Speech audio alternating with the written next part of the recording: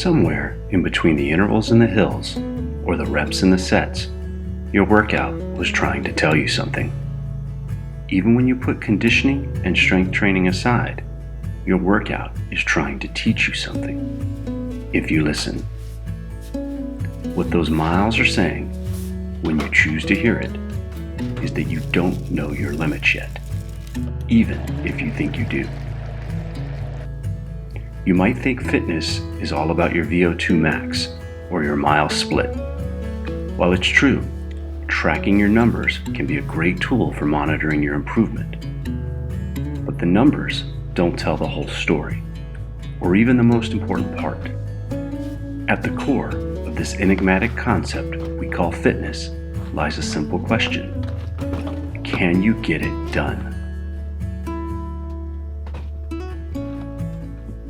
How fit you are is ultimately a measure of what you can accomplish, be it negotiating the mountains, moving a couch, or chasing your kids through a marathon playground session.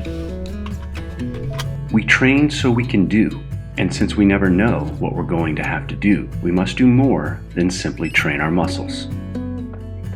I've come to believe that the accumulating miles are simply a series of experiences that are harder than the last one. Each training evolution or problem we encounter is a progression of ever more challenging and difficult situations. The idea behind this is simple. Someday, when you find yourself suddenly thrust into an arduous position, you can think back to a time that was even harder. And knowing that you've handled worse, you can face your current problem with the courage born of well-earned confidence. When we gut through a long run, we're doing more than simulating a response from our bodies. We are preparing our minds and our hearts for the unknown. And this preparation isn't born of simply knowing how far or fast we can go. With every PR we set, every workout we fight through, we take one more step towards understanding that our limits are like our futures, unknown and unknowable.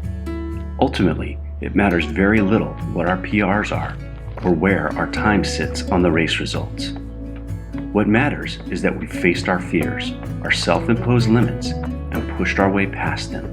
We felt the burning in our lungs and the quivering in our legs, our hearts and minds begging for a chance to rest. But we've also felt ourselves push past the pain and try for just one more mile. And when we do that, when our sheer will triumphs over our hesitating bodies, we do something extraordinary. We expand our notion of what is possible. So when you hit the trails today, take a second to listen to what those miles are trying to tell you. Have the courage to push past where you think your limits are. We can't know when life's next challenge will present itself, but we can choose to be ready.